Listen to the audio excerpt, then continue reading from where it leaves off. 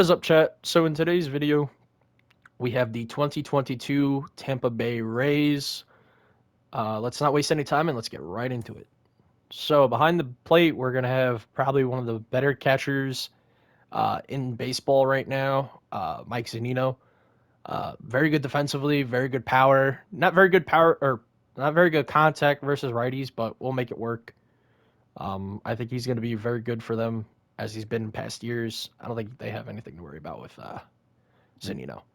On first base, we got G-Man Choi. You know, there's not really a whole lot to say about him in terms of his live series card, but hopefully we face a righty so that he can so he can mash against righties. Second base, we got the boy, another guy I like that's not a Yankee, Brandon Lowe. Good defense, okay speed, good power, good contact. Overall, very good card. Uh, Playing shortstop, guy who probably could have won Rookie of the Year, but didn't because I don't think he had enough playing time or something. I don't know. Wanda Franco, switch hitter, great fielding, great speed, good contact, solid power. Uh, I think this kid's going to be a stud. You know, he was like the first overall prospect for a reason, or the number one overall prospect for a reason, first selection in the draft for a reason. So I'm actually very excited to see him play. And he signed that 11, what was it, 11-year, 300 something $1 million thing, something like that. I don't know. But he signed an 11-year deal, so I think he's going to be a stud for them. Playing third base, since they don't have Joey Wendell, we had to go with the next best guy, and that was Vidal Brujan, another switch hitter. Uh, Solid defense, good speed, okay contact and power. Um, I don't think he's going to get a whole lot of playing time with the Rays. I think they could trade him after the lockout happens, because I don't think they're going to wind up keeping him. But, since they don't have Joey Wendell, he's playing third for us for right now. In left field, we have Austin Meadows, his Player of the Month card. Uh, Solid defensively. And, when you have Austin Meadows, you know what you're getting with him, and that's really good power versus righties as a lefty bat. And pretty okay, mediocre, in my opinion, power versus lefties. But really good power versus righties. Then we have their center fielder. Obviously, I don't think he's going to be their center fielder long term for starting, but I think their main center fielder is going to be Kevin Kiermeier. However, I have him on the bench just because. But we have Brett Phillips had a breakout season. This kid has always been, even when he got drafted, he was always known as a defensive first guy, not really a big hitter. And then, he gets to Tampa Bay last year. He did pretty solid. And then this past season, he just destroys the ball, and everyone's like, "Yo, where the hell did this come from?" Even myself, I'm just like, "What the fuck?" So, he has very good defense, solid, hitting attributes, and very good speed. That's one thing with the Tampa Bay Rays with a lot of their guys is you'll see they'll have a lot of good speed. And then this guy coming out of nowhere for them in 2020, a motherfucker named Randy. Uh, there's not really much to say with him. He played with the Cardinals for a couple years. I think they either released him or traded him. He went to the Rays and just started raking. He came out of nowhere essentially, and started destroying the baseball, especially in the postseason, breaking a couple records. I think breaking one of Derek Jeter's records or tying Derek Jeter on a record, something like that. But good defense, great speed, and great bat overall. So I'm excited to see him play for us today. On the bench, we got Josh Lowe or Lau, however the fuck you say it. I don't know, between Lowe and Lau, Lau and Lowe. They all fucking sound the same. Then you got Yandy Diaz. His live series card basically sucks. I was kind of hoping that they would throw in I think it's like the 2019 postseason card, where he was just destroying the ball in the postseason. Oh,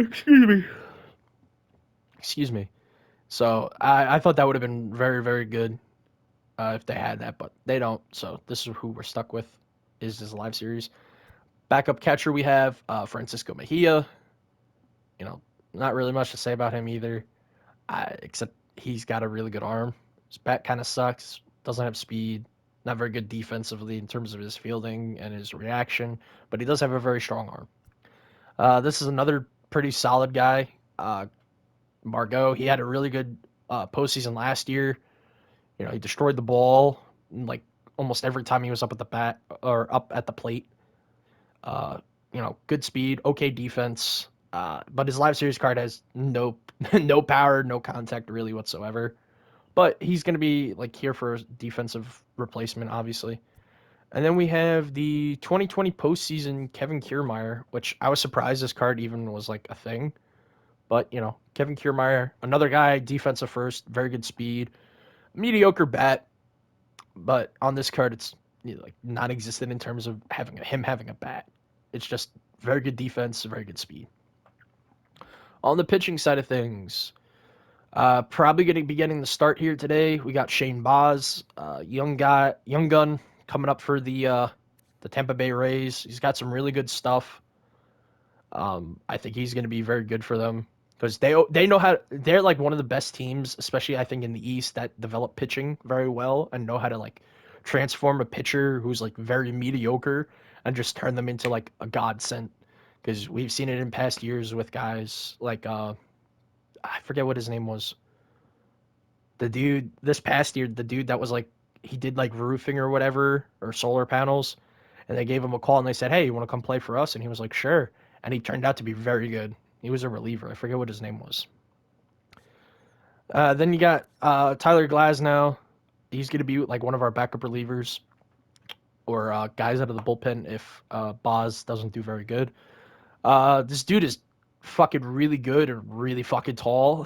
He's 6'8", throws hard, throws really well. He's not going to be. The reason he's not getting the start is because he's injured, and I just wanted to throw him on the team because he's technically a part of the starter rotation, but he is injured, so there's that. Shane McClanahan, another really good young gun for this team.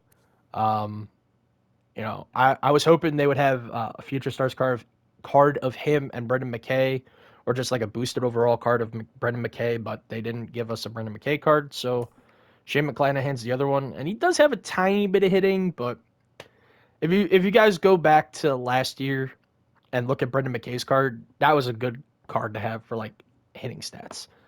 Then we got Yanni Chirinos and Drew Rasmussen.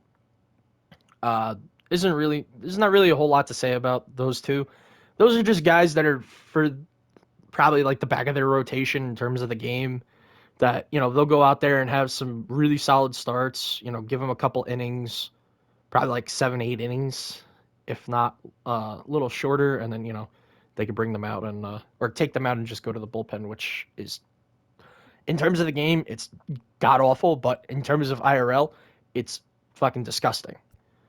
Uh, as far as I've noted, the only signing they've made in terms of before the lockout, it was Brooks Raley. They traded for him from the Astros, so Brooks Raley is going to be one of our lefties. Then we got Ryan Thompson, Pete Fairbanks, JP Firesign. I don't even know if I said that right. One of these two guys has like a funky delivery. Uh, Jeffrey Springs is our other lefty.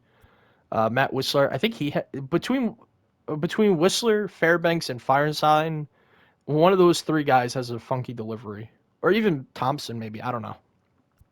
Then you got Nick Anderson, who's also injured, but I think he'll be ready to go before opening day or by opening day. But I don't think Glasnow will. And then you got Andrew Kittredge in his 96 overall Player of the Month card. Oops, sorry about that. All right, so the lineup's gonna go. We're gonna go Randy, Wander, Lowe, Meadows, Burhan, Phillips, Choi, and then Zenino. So, in terms of unis, we went with the 98 Rhodes. I thought these were really cool. I was going to go with the 99 Rhodes, these ones. But they're basically the same jersey, just the logo on the hat is a little bit different. But other than that, they're the same jersey, essentially. So I was like, fuck it, I'll just go with the 98s. And then for the homes, we went with the 98 alts as well.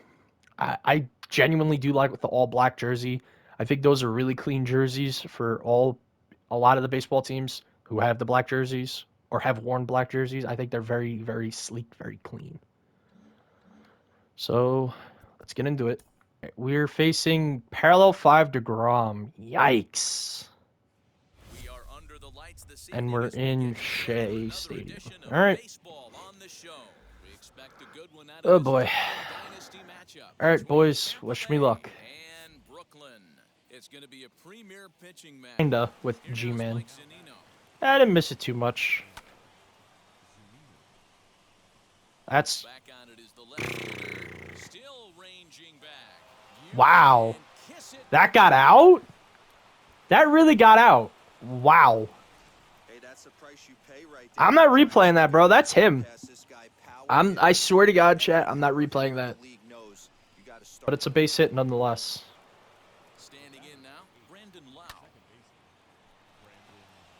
Okay, that's going to get him over the third. Do I try it? I'm going to try it. RBI double.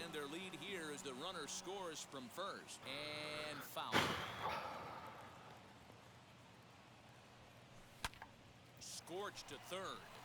And a sliding try there at third, but it skips by him, a base hit.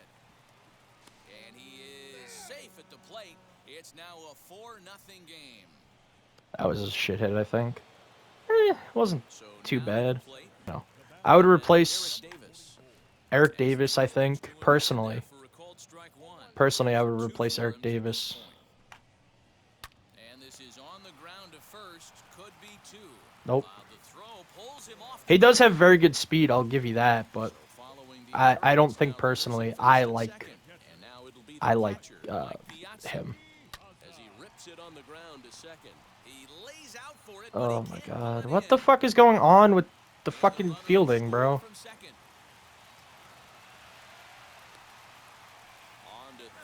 Alright. I think we gotta get Boz out now.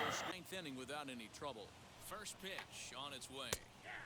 They've got two already home in the inning and a potential third waiting in the wings only 90 feet away. Now the runner's on his way home. He really fucking suicide squeezed. That's kind of pussy shit, bro. I'm not gonna lie with you. I'm not even gonna cap with you. You've been playing fairly well this entire time, but fucking doing some fucking suicide squeeze is kind of some pussy shit, bro. Sorry. Sorry to say. Suicide squeezing is so fucking stupid. All set for the bottom of the ninth. And next will be the imposing power bat. Trey Turner. Bunt attempt, but this one might have too much on it. And he is in there. He really bunted, bro. Alright. And that'll bring in the former top prospect, Ozzie Albies. On attempt misses. The throw down. Not in time. Jesus He's in there at Christ. second. Is this guy really fucking doing this shit? Runner's on his way to third. Oh my god. Is he really fucking doing this, bro? To tie the fucking game? And the runner's coming home.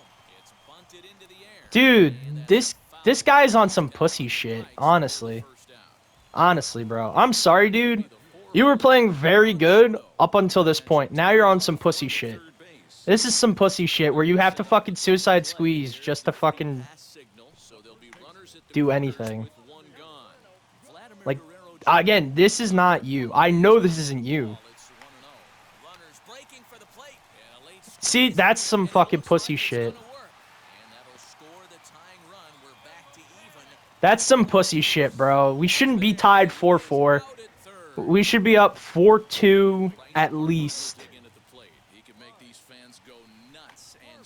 But, you know, you want to bunt, whatever, dude. I'm not going to fucking stop you. That's... Just know that you on some pussy shit for fucking bunting. And you haven't bunted really all fucking game. You're just fucking digging your own grave, essentially. You know, and then when you fuck around and you're like, oh, I'm losing. I can't lose. Let me fucking just bunt and contact swing. You know, you get fucking lucky. I got lucky. I'm not denying that. Don't get me wrong. That fucking home run with Zenino and everything, that was luck.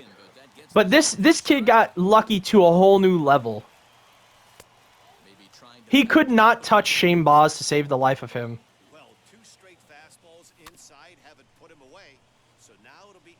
Homie could not touch Shane Boz to save his life, and now he's gonna fucking, you know, do this shit.